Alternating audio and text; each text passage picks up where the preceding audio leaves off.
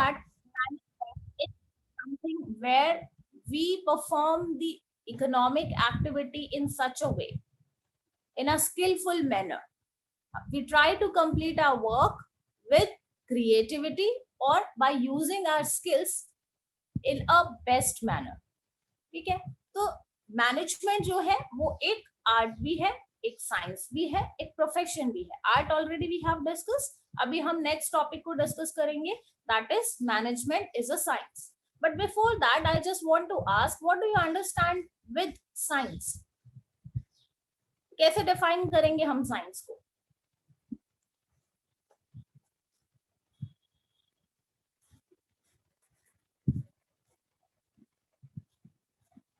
Ma'am, having fixed principles. Okay. Listen. Systematic and well-organized body. Ma'am, it is a study of knowledge based on experiments and logic. Okay, fine. काफी कुछ answers मैं बोल सकती हूँ, मिलते जुलते हैं, और ओवरऑल सम अप करूं तो ठीक है, आंसर निकल के आता है कि what is science. Science basically एक स्टडी है जहां हम नॉलेज गेन करते हैं या हम स्टडी करते हैं on the basis of principle and facts. It establish relationship between causes and effects. We know जहां कहीं भी साइंस होगा वहां we believe that there is a logic what is happening. कुछ भी चीज होने के पीछे एक लॉजिक वर्क करेगा. if we talk about Newton's law, if gravity, इन चीजों के बारे में जब हम बात करते हैं तो उनके पीछे सर्टेन प्रिंसिपल्स हैं, फैक्ट्स हैं, और विदाउट फैक्ट्स साइंस बात नहीं करता.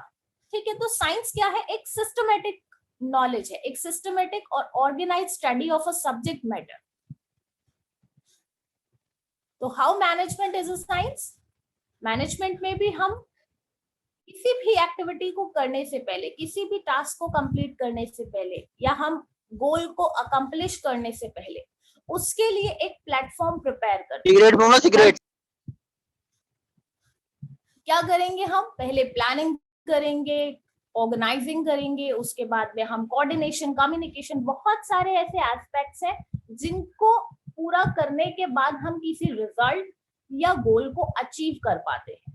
सिमिलरली जैसे कि साइंस में हम प्रिंसिपल बेस्ड नॉलेज गेन करते हैं, उसी तरीके से मैनेजमेंट में भी ये सारे प्रिंसिपल वर्क करेंगे और उसके बाद जाकर के हम किसी रिजल्ट पे पहुंचेंगे. तो management in itself is a science. Science is a systematically organized body of knowledge.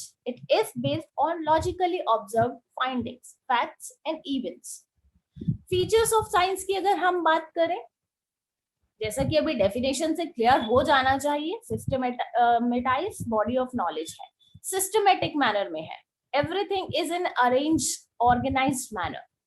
हम सर्टेन स्टेप्स को फॉलो करते हुए किसी रिजल्ट तक पहुंचते हैं. लाइक साइंस की अगर मैं बात करूं, आप लैब में जाकर के एक्सपेरिमेंट्स करते हैं और उस एक्सपेरिमेंट में सर्टेन स्टेप्स होते हैं. पहले क्या आपको ऐड करना है, फिर आप कौन सा सोल्यूशन डालेंगे, उसके बाद में जाकर के कहीं आप अपना एक्सपेरिमेंट करेंगे. स्लाइड्स बनानी होती है तो उसके लिए भी आपको सर्टेन स्टेप्स फॉलो करने पड़ते हैं. तो basically it's a systematic body of knowledge, principle based on experimentations, certain rules and principles, उन्हीं के बेसिस पर हम किसी एक्सपेरिमेंट को कंप्लीट करते हैं. And the third thing is universal validity. आप जो भी साइंटिफिक रिजल्ट आप निकालते हैं वो बेस्ड होता है आपके एक्सपेरिमेंट, आपके पास में उसका एक प्रूफ होता है. कॉज एंड इफेक्ट के बीच में हम क्या बोल रहे हैं? रिलेशनशिप स्टेब्लिश करता है. तो किसी भी चीज के होने के पीछे एक लॉजिक है, और अगर वो चीज होती है तो उसका इफेक्ट क्या होगा, इन सारी चीजों को साइंस क्या करता है? स्टडी करता है. और जो भी रिजल्ट निकल के आता है वो यूनिवर्सली क्या होता है? वैलिड होता है. अब how management is similar to this? वो हम देखते हैं कि management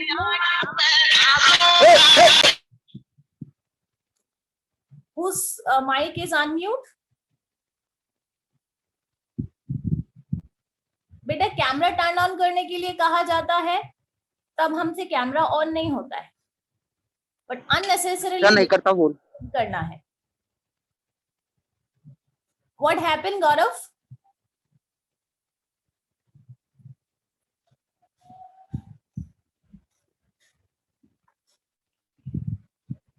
Now I don't want any kind of disturbance. If you want to ask any question, you just raise your hand. Keeping you all mute. I'm not going to allow you unmute yourself. Class attend करना है, sincerely seriously करिए, otherwise no need.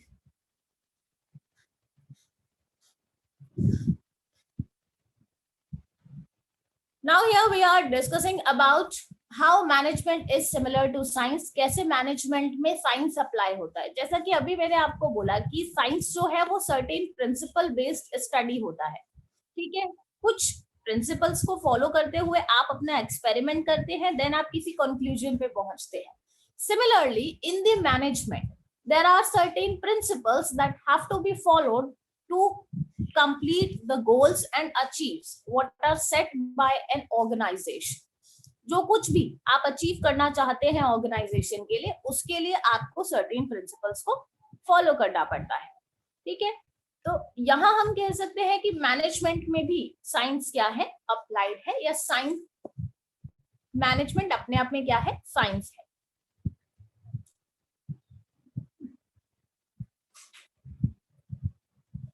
Although management has a systematized body of knowledge, they cannot be compared with the principle of physical science, which are definite and exact. Therefore, management is an inexact or soft science.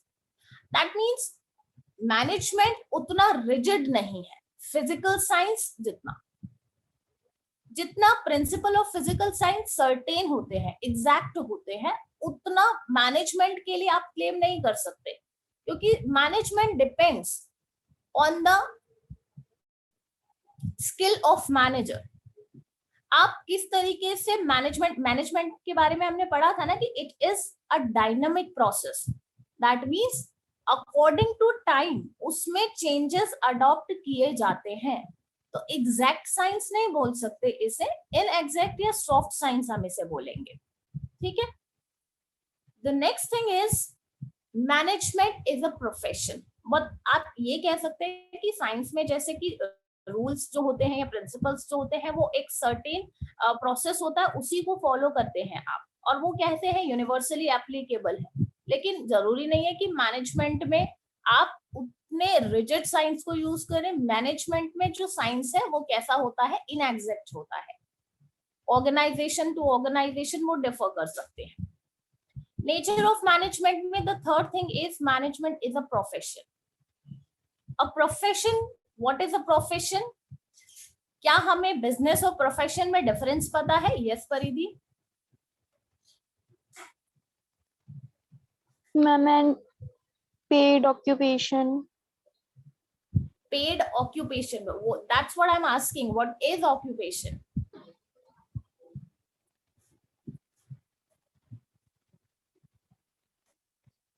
Anyone else?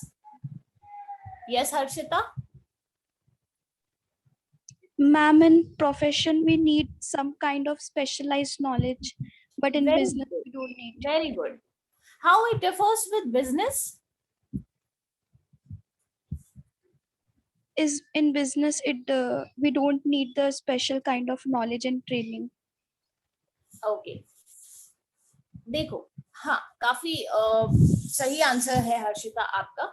देखो बेटा, basically अगर हम profession की बात करें, profession requires a skilful knowledge, specialised knowledge, और training is also an important part of profession. Basically अगर हम बात करें, a person who is a doctor, a person who is an engineer. So firstly, to become a doctor or to be an engineer, it's important to complete your qualification. आप सबसे पहले MBBS करेंगे, MS करेंगे, उसके बाद में practice करेंगे और तब जाकर के आप एक डॉक्टर बनते हैं। सिमिलरली इंजीनियर के साथ भी यही चीज है, आपको पहले 4 year of engineering course complete करना पड़ेगा, उसके बाद में जाकर के आप एक इंजीनियर के तौर पर वर्क करेंगे। सो बेसिकली एक स्पेशलाइज्ड नॉलेज होना जरूरी है। Training is also an important part of that, और उसके बाद जाकर के आप प्रोफेशनल बन पाते हैं। This is a profession. How it differs, क्योंकि बिजनेस और सेल्फ एम्प्लॉयमेंट की अगर मैं बात करूं, it does not require training or any special courses or specialized knowledge. Whatever your skill, you can polish it, or you can start your business startup, or you can create self employment. But profession requires minimum qualification. ठीक है, किसी भी field में, like आप teacher बन रहे हैं, उसके लिए भी एक सर्टेन और स्पेशलाइज्ड नॉलेज आपको पूरी करनी है, या आप कोई भी प्रोफेशनल कोर्सेज की हम बात करें यहाँ पे। ठीक है, तो मैनेजमेंट प्रोफेशन कैसे है? A profession is an occupation backed by specialized knowledge and training, and to which entry is regulated by a representative body.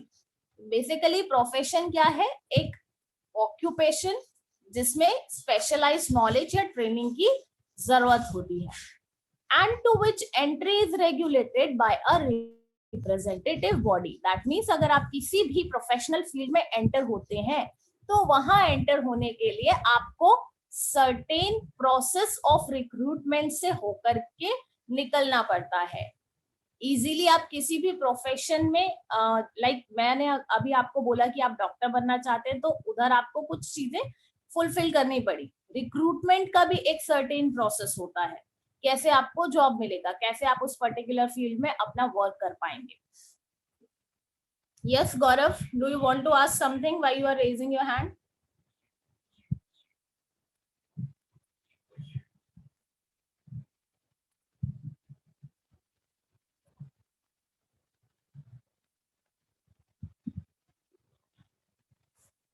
So when we talk about management as a profession, we'll talk professional association. हाँ जी गौरव, बोलिए बेटा, you are unmute now. What do you want to ask? Why you are raising your hand?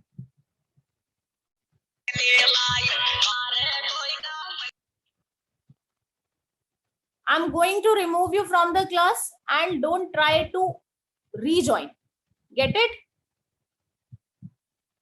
And from the next time, I'm not going to allow you in my class.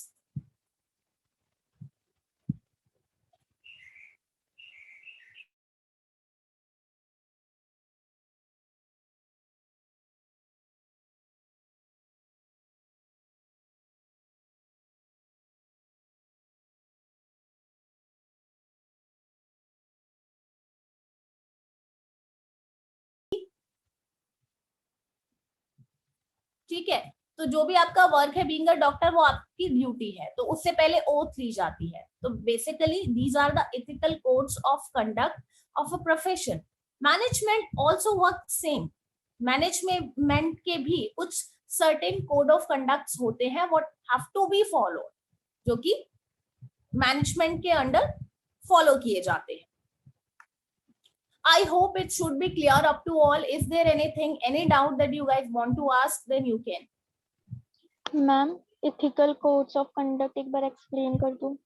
बेटा, ethical codes of conduct का मतलब होता है certain guidelines होती हैं। Like आप school में आते हैं, being a student there is your responsibility towards school, कि आपको जो चीजें फॉलो करने के लिए कही गई हैं। अब जैसे कि रूल बुक आप अगर बात करें स्कूल का, कि टाइम होता है, यू शुड बी पंक्चुअल, आप इस टाइम पर स्कूल में आएंगे। आपका बीइंग अ स्टूडेंट, आपका बिहेवियर टुवर्ड्स द टीचर कैसा होना चाहिए, टुवर्ड्स द अदर स्टूडेंट्स कैसा होना चाहिए, और these are certain code of conduct, कि स्कूल में रहते हुए ये सारे रूल्स आपको फॉलो करने चाहिए। बिहेवियर आपका towards the organization, towards the institution कैसा होगा।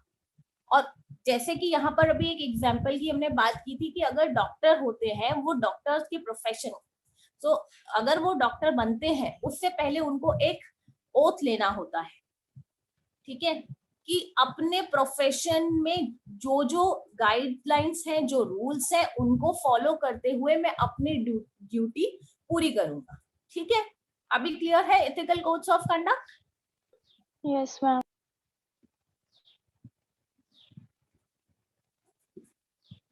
So this is what we have discussed here, the nature of management, where we have discussed that management is an art, management is science, and management is profession as well.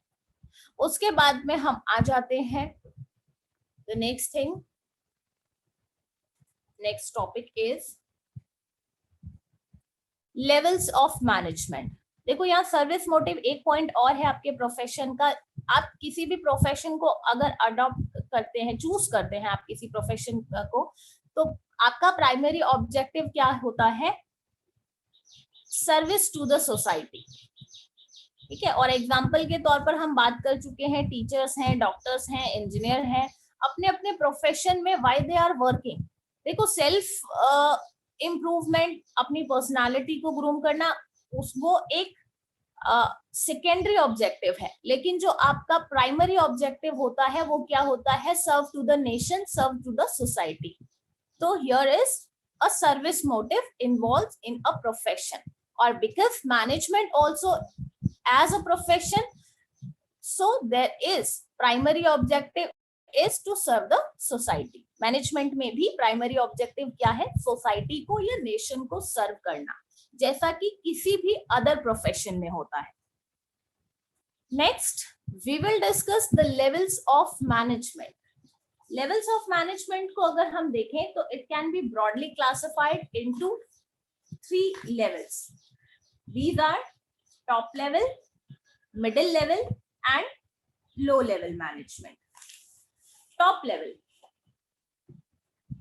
basically जो आपका top level management होता है, it consists senior most executives of the organization.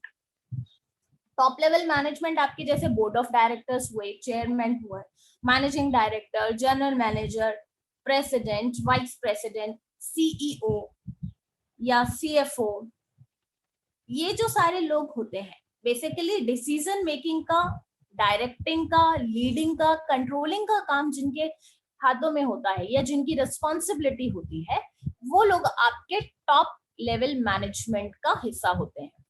ठीक है, top level management की अगर मैं बात करूं कि इस तरीके के मैनेजमेंट के मेन फंक्शंस क्या हैं, तो एक तो आपको पता चल गया कि टॉप लेवल मैनेजमेंट ही रिस्पॉन्सिबल है किसी भी तरीके के डिसीजंस लेने के लिए। तो डिसीजन मेकिंग का जो फर्स्ट वर्क है वो होता है टॉप लेवल मैनेजमेंट का मेन फंक्शन। इसके बाद हम बात कर रहे हैं कि मैनेजमेंट क्या है? एक गोल ओरिएंटेड प्रोसेस है। आपका जब तक कोई गोल नहीं होगा तब तक मैनेजमेंट जैसे किसी वर्क का होना इम्पॉसिबल है। गोल ओरिएंटेड होगा तभी जाकर के आप किसी रिजल्ट पर पहुंच पाएंगे। सो टॉप लेवल का जो मैनेजमेंट होता है उसका मेन फंक्शन क्या होता है? एंटरप्राइज के ऑब्जेक्टिव्स को डिसाइड करना, वर्क को डिसाइड करना। तो अगर मैं functions of top level management की बात करूं तो main function of top level management क्या है? Firstly they determine the objective for the enterprise. जो भी गोल या टारगेट हमें अचीव करने हैं, अब गोल और टारगेट की बात करें तो ये कई तरीके के हो सकते हैं, जैसे कि आपके लॉन्ग टर्म ऑब्जेक्टिव भी हो सकते हैं, आपके शॉर्ट टर्म ऑब्जेक्टिव्स भी हो सकते हैं।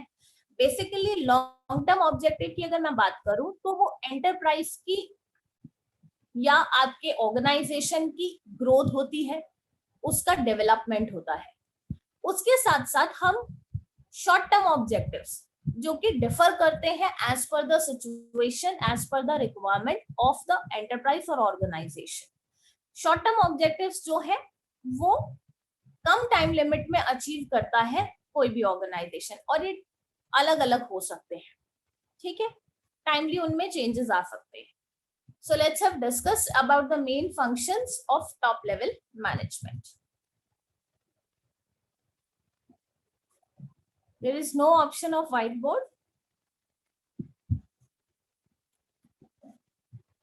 Okay, fine, no problem.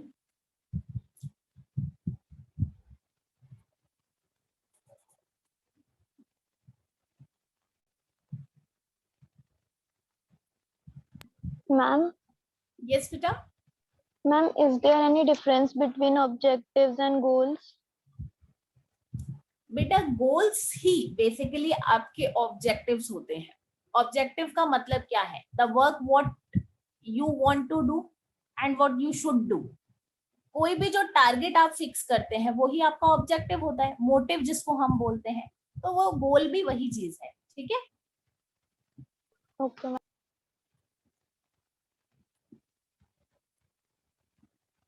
देखो टॉप लेवल मैनेजमेंट की अभी हम बात कर रहे थे. तो टॉप लेवल मैनेजमेंट में as I said chairman, managing director, board of director, chief executive, general managers regarded as the top level management in a business. Sorry, I don't have an option of whiteboard here, so I'm unable to write the function of top level management. I will speak and try to understand it. Okay. कोई भी problem आता है तो you can ask me. As I said, the main function of top level management is determining the objective of the enterprise. सबसे पहला काम जो top level management का होता है वो ऑर्गेनाइजेशन के लिए टारगेट सेट करना होता है, ऑब्जेक्टिव सेट करना होता है कि किसी भी ऑर्गेनाइजेशन को कौन से ऑब्जेक्टिव्स को अचीव करना है. ऑब्जेक्टिव्स में भी लॉन्ग टर्म ऑब्जेक्टिव्स, में भी short term as well. Another important function of top level management is framing of plans and policy. अब देखो सबसे पहले हम क्या करते हैं, टारगेट सेट करते हैं that what we should achieve, what we have to achieve. उसके बाद में उस ऑब्जेक्टिव तक पहुंचने के लिए एक सर्टेन प्लानिंग और आपके पास में कोई एक फ्रेमवर्क होना चाहिए कि हम उस तक पहुंचेंगे कैसे. So the next thing what decided by the top level management is to frame the plans and policy to achieve the set objectives. ठीक है, उसको लेकर के प्लान्स बनाए जाते हैं, पॉलिसीज फ्रेम की जाती है. Next thing is organizing activities to be performed by persons working at middle level. इसके अलावा आप देखो अभी हमने बात किया there are 3 levels, top level, middle level and low level. अब टॉप लेवल मैनेजमेंट में जो पर्सन्स हैं, लीडर्स हैं, ये उन्हीं की रिस्पॉन्सिबिलिटी होती है कि वो बाकी के दोनों लेवल पर वर्क करने वाले एम्प्लॉइज या वर्कर्स में किस तरीके से कोऑर्डिनेशन बैठा सकते हैं. ठीक है. और किस पर्सन को क्या काम करना है ये डिसीजन भी लेने का जो राइट है वो टॉप लेवल मैनेजमेंट का है. ठीक है. The next function of top level management is assembling all the resources such as finance, fixed asset, etc.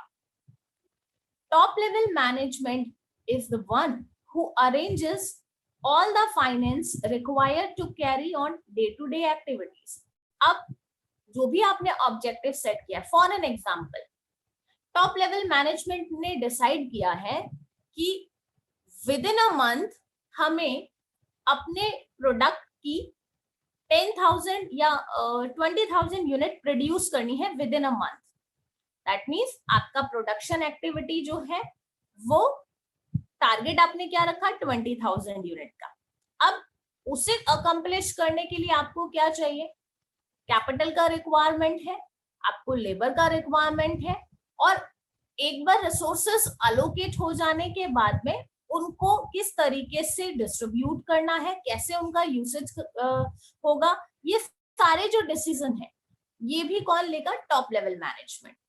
Capital in itself is an important resource. उसके बिना, या factor of production I should say, जब तक वो manage नहीं होगा तब तक आपका प्रोडक्शन एक्टिविटी नहीं होगी. तो आपके पास जो मनी है उसका मैनेजमेंट करने का काम भी किसका है, टॉप लेवल मैनेजमेंट का. They will decide how much I should spend on the purchase of fixed asset, how much I will spend on hiring the labor, how much I should spend on the day-to-day expenses, जिसमें कि आपका purchasing of raw materials आ गया, ठीक है, maintenance of machinery आ गया. तो ये सारे जो एक्सपेंसेस हैं उनको करने के लिए आपको अपने फाइनेंस का प्रॉपर यूज करना है, प्रॉपर यूटिलाइजेशन करना है और बहुत स्मार्टली ये डिसीजन लेने होते हैं। तो टॉप लेवल मैनेजमेंट की ही ये रिस्पॉन्सिबिलिटी है। नेक्स्ट हम आते हैं, another function of top level management is to integrate diverse elements and coordinate the activities. Different departments जो हैं वो टॉप लेवल मैनेजमेंट के अंडर के सुपरविजन में। तो टॉप लेवल मैनेजमेंट न सिर्फ इन्हें सुपरवाइज करता है but it tries to make coordination among all the different departments who are working, because they all are working to achieve a common set of objectives. वो जो objective achieve करने हैं वो सिर्फ टॉप लेवल मैनेजमेंट से relate नहीं करता है, वो पूरे एंटरप्राइज का टारगेट है। तो जितने भी डिपार्टमेंट्स हैं वो तभी जाकर के सक्सेसफुली एक साथ वर्क कर पाएंगे जब उनके बीच में एक प्रॉपर कोऑर्डिनेशन होगा। एंड इस कोऑर्डिनेशन को मेंटेन करने का काम किसका है? टॉप लेवल मैनेजमेंट का। ठीक है। Along with this, they also analyze business environment and its implication. इसके अलावा फर्म के सर्वाइवल के लिए it's important to analyse business environment. आपके आसपास आपके कॉम्पिटिटर कितने हैं, मार्केट में किस प्रोडक्ट का कितना डिमांड है, आपकी पोजीशन कहाँ है, इन सारी चीजों को ध्यान रखना, इस पर रिसर्च वर्क करना और उसके अकॉर्डिंग डिसीजन लेना। तो ये बेसिकली एनालिसिस का काम भी किसका है? टॉप लेवल मैनेजमेंट का है। So these functions are performed by the top level management. I hope it should be clear up to you all. Yes ma'am. ऐसा कोई भी पॉइंट है जो हमें समझ में नहीं आया तो पूछ सकते हैं। Nothing is there?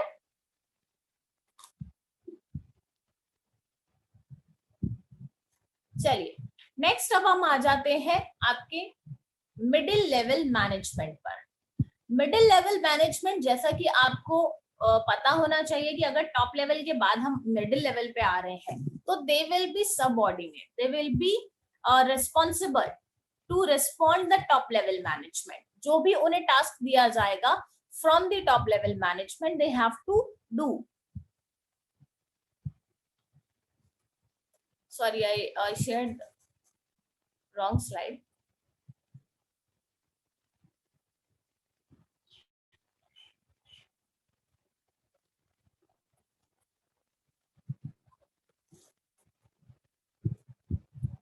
So here it is, middle level management. This level of management consists of different department head.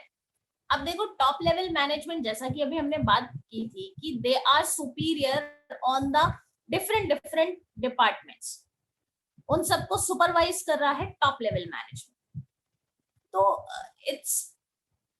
It is very challenging job for top level management कि वो हर एक डिपार्टमेंट में जाकर के और सारी एक्टिविटीज को देख पाए। It's very difficult. इसीलिए क्या किया जाता है, टॉप लेवल मैनेजमेंट के थ्रू हर एक डिपार्टमेंट का एक हेड अपॉइंट किया जाता है। तो डिपार्टमेंटल हेड्स जो हैं वो मिलकर के आपका मिडिल लेवल मैनेजमेंट बनाते हैं। तो इट इंक्लूड्स अगर एग्जाम्पल के तौर पे देखा जाए डिपार्टमेंटल हेड्स के, तो आपका परचेज डिपार्टमेंट हेड हो सकता है, सेल्स डिपार्टमेंट हेड हो सकता है, फाइनेंस मैनेजर हो सकता है, मार्केटिंग मैनेजर, प्लांट सुपरिटेंडेंट। ये जो लोग हैं, the people of these groups, they are responsible for what? For executing the plans and policies that are made by the top level management, and this responsibility is given to them by the top level management. Top level management अकेले ये सब manage नहीं कर सकता because the scope is so wider, it's very difficult to handle. तो top level management उन्हें supervise तो कर सकता है, but individually एक एक डिपार्टमेंट में जाकर के और सारी एक्टिविटीज को मैनेज करना it's not possible for them. So what they decide कि हर एक डिपार्टमेंट का एक हेड होगा और ये डिपार्टमेंटल हेड जो है वो अपने अपने डिपार्टमेंट की रिपोर्ट्स का टॉप लेवल मैनेजमेंट को जाकर के उन रिपोर्ट्स को प्रेजेंट करते हैं. They are responsible. और जो भी प्लान्स एंड पॉलिसीज फ्रेम की जाती हैं bye the top level management, ये एग्जीक्यूट करने का काम करते हैं. वी वेरी वेल नो, हमको पता है ना ऑर्गन्स ऑफ गवर्नमेंट का. आपके ऑर्गन्स ऑफ गवर्नमेंट क्या होते हैं? टेल मी, पढ़कर आए Yes, सब ma'am. लोग? Yes, ma'am. Organs of government, there are 3 organs of government and they are legislation, executive and judiciary. Similarly, management में भी उसी तरीके से आप देखिए, जो टॉप लेवल मैनेजमेंट है उनका काम क्या है? जो काम आपके लेजिस्लेशन का है, बेसिकली फ्रेम करना, टारगेट सेट करना, पॉलिसीज फ्रेम करना, प्लान्स बनाना. और मिडिल लेवल मैनेजमेंट जो है वो उनके एग्जीक्यूशन का काम कर रहा है कि हाउ टू अप्लाई, किस तरीके से इस पर वर्क होगा. So middle level management, these managers are responsible for executing the plans formulated by the top level management.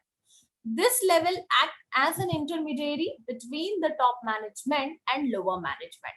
Why they works as intermediaries? Because lower level management में काम करने वाले जो एम्प्लॉइज हैं, जो वर्कर्स हैं, वो अपनी problems directly to the top level management तक नहीं पहुंचाते. वो किस तरीके से होता है? एक प्रोसेस होता है कि क्योंकि मिडिल लेवल मैनेजमेंट सुपरवाइज और कंट्रोल कर रहा है लोअर लेवल ऑफ मैनेजमेंट को, तो they are directly in connection, they are communicating directly. Whereas middle level और टॉप लेवल के बीच में भी डायरेक्ट कम्युनिकेशन है.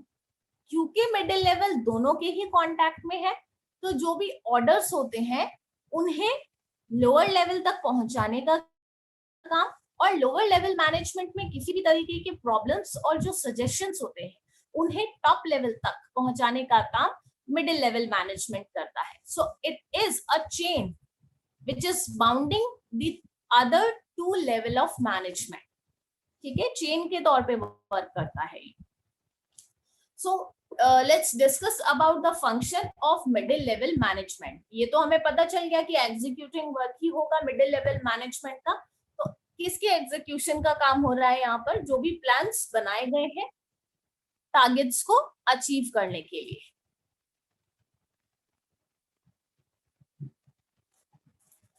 Main functions of middle level management is, first thing, interpretation of policies framed by top management to lower management. सबसे पहला काम क्या होता है कि जो भी पॉलिसीज फ्रेम की गई हैं उन पॉलिसीज के बारे में इंट्रोड्यूस करना लोअर लेवल ऑफ मैनेजमेंट को.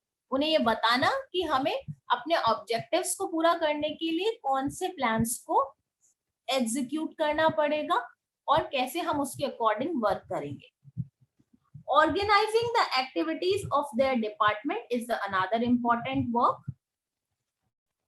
अब प्लान तो आपको पता है, उससे एग्जीक्यूट करने का काम भी आपका है. तो how you will execute? Middle level management उसको पूरा करने के लिए वर्क का डिविजन करेगा अमंग द वर्कर्स. जो भी आपका प्लान है उसके अकॉर्डिंग वर्क करना है और रेस्पॉन्सिबिलिटी असाइन करेगा, ड्यूटीज असाइन करेगा to the employees at lower level of management. Finding out of recruiting, selecting and appointing required employ. अब उन काम को पूरा करने के लिए जो भी आपने प्लान्स बनाए उसके अकॉर्डिंग आपने वर्क डिसाइड कर लिया कि इस तरीके से उसका कंप्लीशन करना है आपको, और उन्हें करने के लिए आपको रिक्वायरमेंट होगी एम्प्लॉइज की, वर्कर्स की. तो वर्कर्स और एम्प्लॉइज को हायर करना, रिक्रूट करना, उनका सिलेक्शन करने की जो रिस्पॉन्सिबिलिटी है वो भी डिपार्टमेंटल हेड्स की होती है. ठीक है. Motivating the persons to perform their best ability after choosing that who will work to achieve that objective.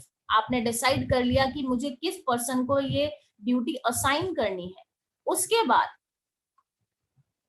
Responsibility बनती है कि उस पर्सन को मोटिवेट करना, अपनी क्वालिटी का वो बेटर यूटिलाइज करे, अपने स्किल्स को वो शार्पली यूटिलाइज करे, and cooperate with other departments. क्योंकि मैंने अभी आप लोगों को बताया कि मिडिल लेवल मैनेजमेंट में डिफरेंट डिपार्टमेंटल हेड्स होते हैं।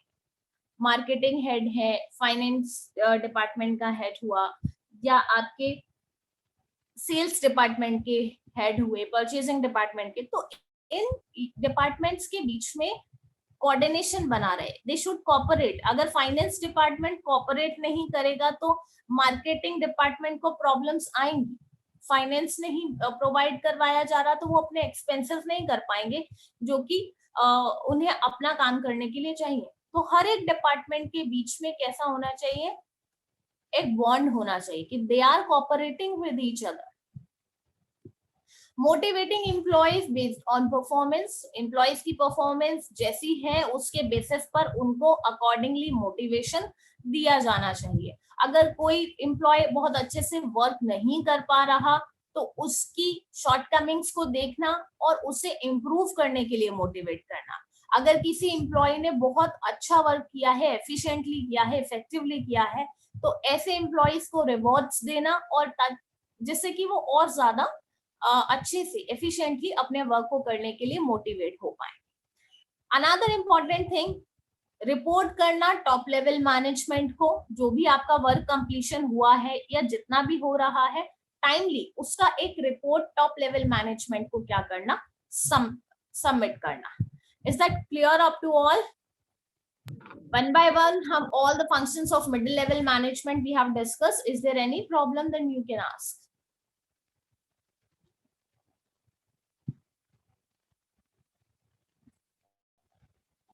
Yes, speak up. Is there any problem? कोई प्रॉब्लम नहीं है, बताइए।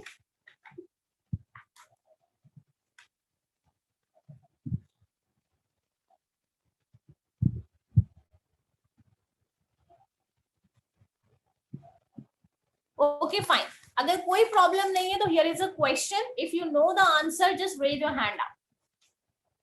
Fine. एक क्वेश्चन है, इसी टॉपिक से रिलेटेड है। Tell me. Which level of management is concerned to coordinate the activities of different departments according to overall objectives? Yes, raise your hands. Ma'am, please repeat.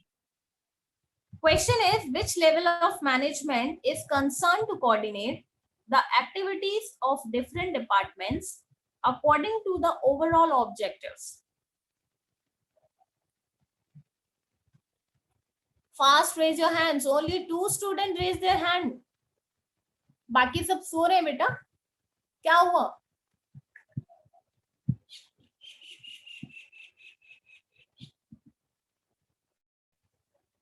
Yes, Faridi. What should be the correct middle answer? level management. Middle level management. अभी हमने पढ़ा था कि there are different departmental heads, और different departments के head जो हैं वो क्या करते हैं, कोऑर्डिनेट करते हैं एक साथ में, ठीक है। लेकिन मैंने एक बात ये भी बोली थी, इनके बीच में कोऑर्डिनेशन बैठाने की रिस्पॉन्सिबिलिटी किसकी है? क्या ये मिडिल लेवल मैनेजमेंट का वर्क है?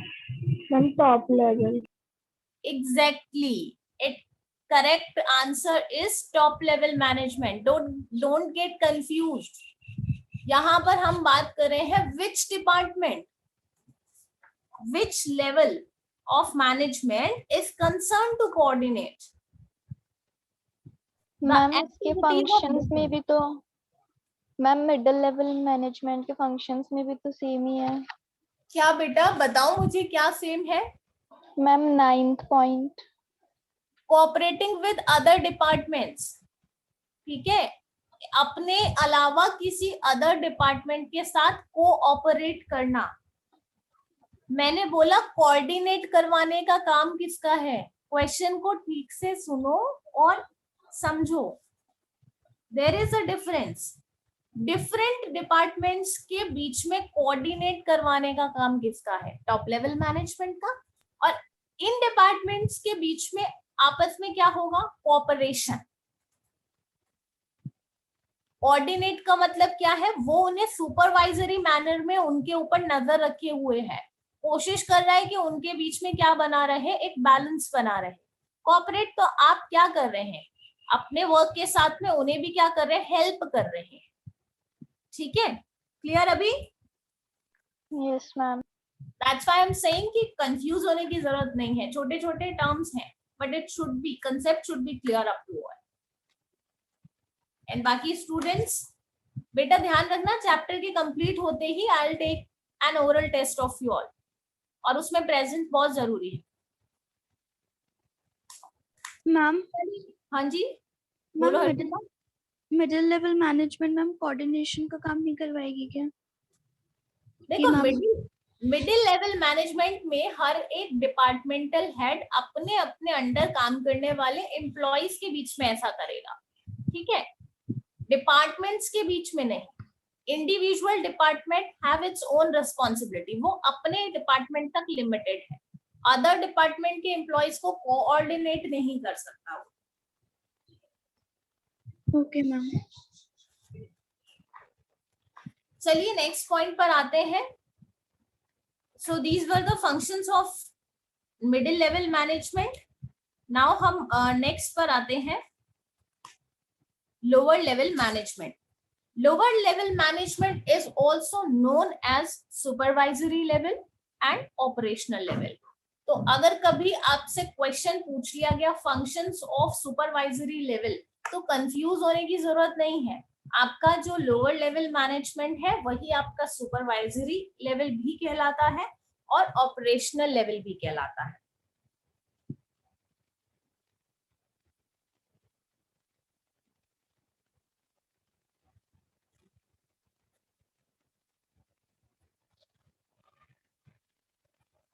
So this level is known as supervisory management or operational management. What it consists? अब इन इस लेवल ऑफ मैनेजमेंट में क्या क्या इंक्लूड है? देखिए, this level consist supervisors, superintendents, foreman, sub department executives, clerk etcetera. Managers जो होते हैं of this group, they actually carry on the work or perform the activities according to the plans of top level management, and they evaluate their performance and report to the middle level management. तो basically जो भी top level management decide करता है objectives, targets, उनको complete करने के लिए ये उन plans को follow करते हैं जो आपका middle level management बनाता है, और इनकी रिस्पॉन्सिबिलिटी होती है अपने वर्क रिपोर्ट को मिडिल लेवल मैनेजमेंट को सबमिट करना, परफॉर्मेंसेस जो वर्कर्स की है उन्हें इवैल्यूएट करना, that the assign work completed by the workers efficiently or not, effectively or not, ये इनकी रिस्पॉन्सिबिलिटी होती है। So they are also responsible for maintaining discipline among the workers, क्योंकि इनके अंडर काम करने वाले जो वर्कर्स होते हैं वो बहुत ज्यादा होते हैं, तो बेसिकली इनका जो जॉब है वो थोड़ा टफ होता है। नेक्स्ट आ जाते हैं हम functions of lower level management पर। So first one is planning day to day activities. As I said, ये जो भी प्लान्स या पॉलिसीज फ्रेम की गई है by the middle level management, उनको कंप्लीट करने के लिए, यानी कि जो टारगेट हमें अचीव करने हैं उस पर बेस्ड हमें जो पॉलिसीज हैं उन्हें कैसे फुलफिल करना है, क्या वर्क करना है, कौन सी ड्यूटी किसे असाइन करनी है, वो कैसे कंप्लीट होगा, वर्कर्स आर वर्किंग और नॉट, ये जो सारे काम है वो किसके हैं? आपके लोअर लेवल मैनेजमेंट के। तो डे टू डे, आज के दिन में कितना प्रोडक्शन होगा, कितनी सप्लाइंग होगी, कितनी परचेजिंग होगी, कितनी सेलिंग होगी, ये सारे डिसीजन आपके लोअर लेवल मैनेजमेंट के होते हैं। assign job and tasks to the workers, and as I said, इनके अंडर काम करने वाले जो वर्कर्स होते हैं उनका नंबर बहुत ज्यादा होता है, तो right person on the right job ये अपॉइंट करने का काम आपका लोअर लेवल मैनेजमेंट करता है। Reporting feedback to the higher level, as I said earlier while we were discussing the definition of this level of management, we studied there that the report to the middle level management, performances जो है workers की उनको evaluate करने के बाद जो final report है कि आपका जो work है वो कितना complete हुआ और कितना बाकी रहता है, इनको लेकर के जो reports हैं वो higher level को दी जाती है for getting a feedback, taking corrective actions। इसके अलावा जहां कहीं भी रिक्वायरमेंट होती है उसके अकॉर्डिंग वैसे ही एक्शंस लिए जाते हैं अगर किसी तरीके के चेंजेस की जरूरत होती है। लाइक हायर लेवल मैनेजमेंट अपना फीडबैक देता है आपके वर्क के ऊपर, अगर वहां कुछ कमी नजर आती है तो उसको सही करने के लिए कहा जाता है। एंड लोअर लेवल मैनेजमेंट में जो मैनेजर्स होते हैं वो करेक्टिव स्टेप्स लेते हैं उन प्रॉब्लम्स को सॉर्ट आउट करने के लिए।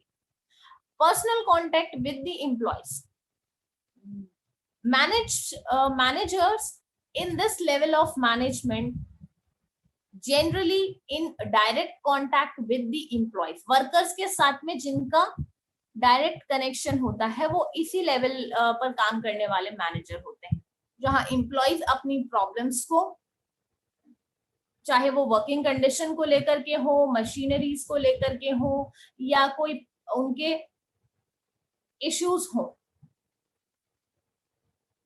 तो वो जो चीजें हैं उनको सॉल्व करने का काम लोअर लेवल मैनेजमेंट के मैनेजर्स का होता है। तो they are in personal contact with the employees. Link between middle level and workers, ये जो मैनेजर्स है वर्कर्स या एम्प्लॉइज का मिडिल लेवल मैनेजमेंट तक जो भी प्रॉब्लम्स है उन्हें पहुंचाते हैं, जो जिस तरीके की भी उनकी परफॉर्मेंस है उसके बारे में रिपोर्ट मिडिल लेवल तक पहुंचाते हैं। तो basically it works as a chain between middle level management and the workers, providing on the job training to the workers. As we know that management is a dynamic process, तो day to day जो भी changes है, upgradation इन technology है, अगर इस तरीके की चीजें हैं तो उन्हें कैसे अप्लाई करना है। डेफिनेटली अगर न्यू टेक्नोलॉजी मार्केट में आती है और आप उसे अडॉप्ट करना चाहते हैं तो there is a requirement of training that should be given to the workers और एम्प्लॉइज। वो ट्रेनिंग प्रोवाइड करने के लिए भी why it is important, because they want कि जो वर्कर है वो एफिशिएंट वर्क करें, इफेक्टिव वर्क करें, उसके लिए जरूरी है। और on the job training workers को प्रोवाइड करने की रिस्पॉन्सिबिलिटी किसकी होती है? Lower level management. So these are the functions that are performed by the lower level management.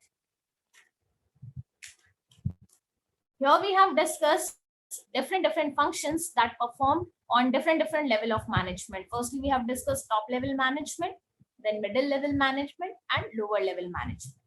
Now I just want to ask, is there any problem out of all these three level of management? कहीं भी ऐसा कोई point जो आपको नहीं समझ में आया है और आप पूछना चाहते हैं? मैम हाँ, यस परिधि। मैम वर्कर्स कोई भी लेवल में नहीं आते? बेटा वर्कर्स आ गए लोअर लेवल में। लोअर लेवल मैनेजमेंट में वर्कर्स बेसिकली हम मैनेजमेंट के लेवल की बात कर रहे हैं, किन लोगों से बना हुआ है ना, तो वर्कर्स उसी का पार्ट है आपके लोअर लेवल मैनेजमेंट। मैम इसमें दोनों होते हैं, जो जॉब असाइन करते हैं इनको और वर्कर्स। मैनेजर्स का काम होता है वर्कर्स को जॉब असाइन करना। बेसिकली तो हम मैनेजमेंट को स्टडी कर रहे हैं, तो हम यहाँ मैनेजर्स की बात कर रहे हैं। मैम इसका सेकंड फंक्शन एक्सप्लेन कर दो एक बार, असाइन जॉब्स। देखो, assign job and task to workers, इस लेवल ऑफ मैनेजमेंट में अभी हम क्या बात कर रहे हैं? सुपरवाइजर्स हैं, अकाउंट ऑफिसर्स हैं, सेल ऑफिसर्स हैं। अब सेल्स का जो वर्क है, ठीक है, सप्लाइंग डिस्ट्रीब्यूशन का वर्क है। अब सप्लाइंग और डिस्ट्रीब्यूशन के लिए तो आपको वर्कर्स चाहिए। आपके डिफरेंट डेस्टिनेशंस हैं जहां जहां आपको क्या करना है, अपने प्रोडक्ट को सप्लाई करना है। और ऐसे में जो सेल्स ऑफिसर है उसका काम क्या होगा, डे टू डे सेल होने वाले अकाउंट को बैलेंस करना, डे टू डे जो आपकी सेल होती है उसका रिकॉर्ड रखना, और कौन सा वर्कर क्या काम करेगा, कहाँ सप्लाइंग के लिए जाएगा, ये सारे जो डिसीजंस है वो कौन लेगा, वही सेल्स ऑफिसर लेगा। बेसिकली इनका काम क्या होता है, अपने अंडर काम करने वाले वर्कर्स को ड्यूटीज असाइन करना, जॉब प्रोवाइड करना कि क्या टास्क आपको करना है आज की डेट में। ठीक है, ओके मैम।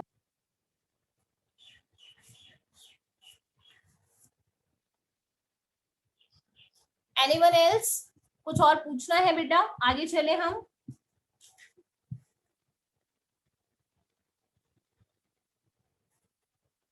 इसके बाद हम आ जाते हैं functions of management, and this is very very important topic जिस पर आपके क्वेश्चन बनते हैं एग्जाम्स में। ये जो टॉपिक है वो बहुत इंपॉर्टेंट टॉपिक है, और क्योंकि इसे हम आगे डिटेल मैनर में भी पढ़ने वाले हैं तो बहुत इंपॉर्टेंट टॉपिक है और बहुत अच्छे से पढ़ना।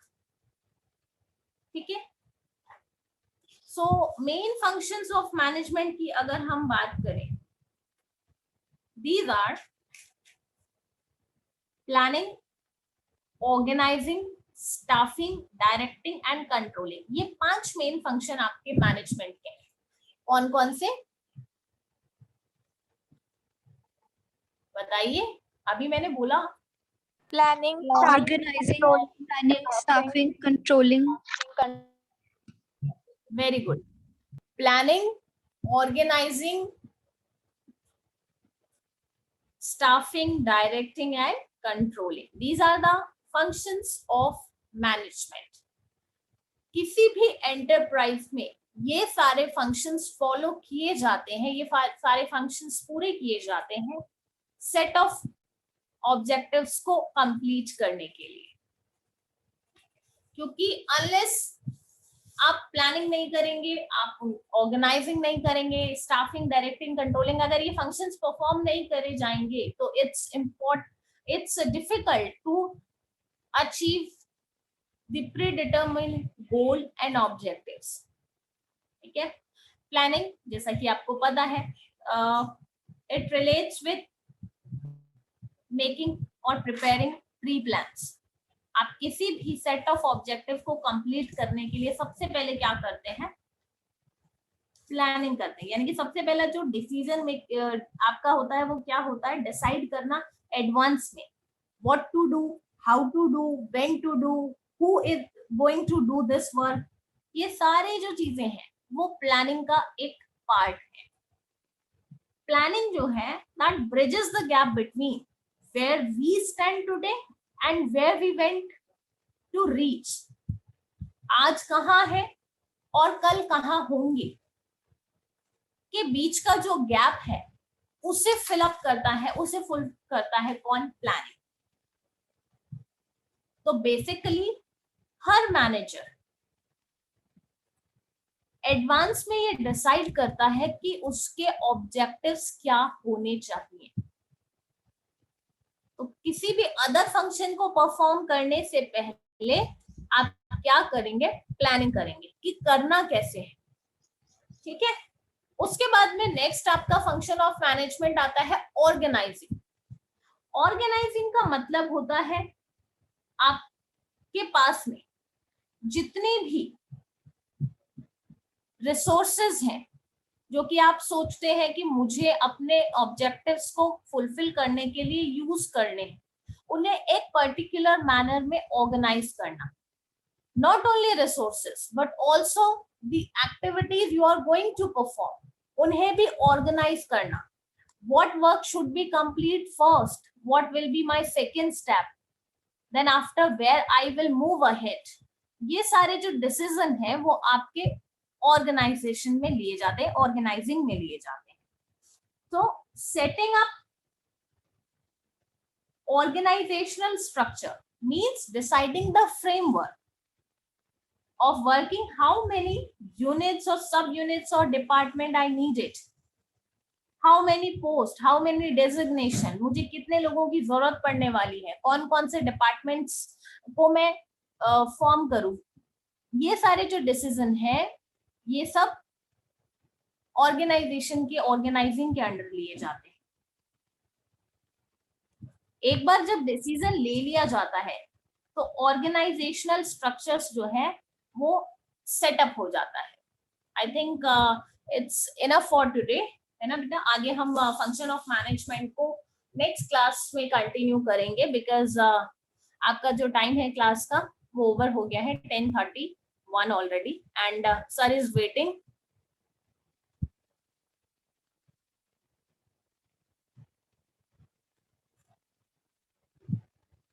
So just continue with the next class where sir will take your economics. We will continue in the next class.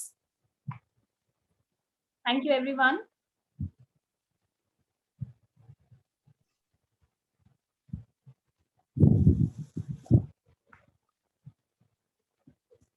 Good morning, sir. Good morning, ma'am. Can I leave now, sir? Yeah, ma'am, please. Thank you. Okay, sir. Have a good day, everyone.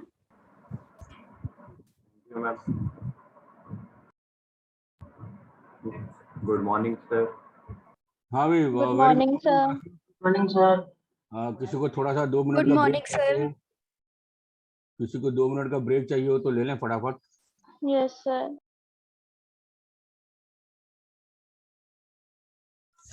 ये short coffee break ले सकते हैं 2 minute का आप, फिर हम लोग अपने टॉपिक शुरू करते हैं।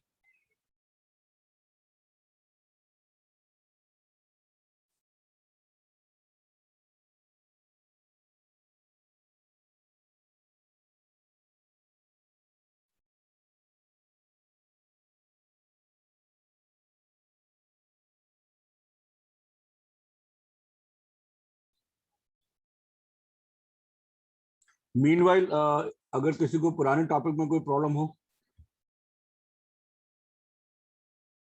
जो लास्ट हम लोगों ने टॉपिक कवर करा था उसमें किसी को कोई प्रॉब्लम हो, कोई कंफ्यूजन हो, कोई डाउट, तो यू में आस्क। सर हाँ जी सर, ये जो आपने बताया था कि मनी के लिए हम कोई कॉमन कंसेंट यूज करते हैं as a medium of exchange, तो सर ये मनी पहला के लिए कॉमन कंसेंट यूज करते सर, हैं? मतलब नहीं, थोड़ा सा मनी, अलग। सर आपने मनी मनी की as a common definition, consent काम आता है।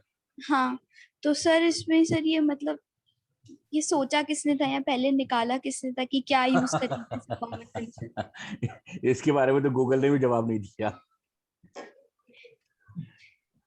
सर इसके ये बारे में तो तो इकोनॉमिक्स में हिस्ट्री हो जाएगी सर।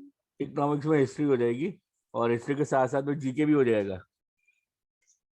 देखिए कहीं ना कहीं जो बार्टर सिस्टम का डिमेरिट था, दैट पे जहाँ पर अब ऑब्वियसली देखिए जैसे जैसे हमारा ह्यूमन इवैल्यूएशन हुआ, ह्यूमन बीइंग का जैसे जैसे इवैल्यूएशन हुआ, तो हम लोगों को मालूम है कि हम लोग पहले से ज़्यादा बेटर और बेटर और बेटर इंटेलिजेंट और नॉलेजेबल होते चले गए। अगर ऐसा नहीं होता तो जिस प्रोग्रेस पे आज हम लोग हैं उस प्रोग्रेस पे हम लोग नहीं होते। और आज के केस में भी हम लोग बात करते हैं जब ह्यूमन ब्रेन के, तो ह्यूमन ब्रेन की जो कैपेसिटी है वो इन्फिनिटी है। और मैंने कहीं पढ़ा था फैक्ट्स के अंदर कि जो जनरल जो एक इंटेलिजेंट ह्यूमन बीइंग होता है, वो इंटेलिजेंट ह्यूमन बीइंग का मतलब आई एम टॉकिंग अबाउट जो इन्वेंटर्स और साइंटिस्ट होते हैं, they generally use around 2 to 3% of their brain capacity, 2 to 3% of their brain capacity। और आइंस्टाइन के लिए बताया गया कि वो थोड़ा सा ज्यादा परसेंटेज यूज करते थे, एग्जैक्टली मुझे ध्यान नहीं है। और एक एवरेज मेरे और आपके जैसे लोग जो हैं वो तो शायद पॉइंट्स में अपने ब्रेन की कैपेसिटी यूज करते हैं।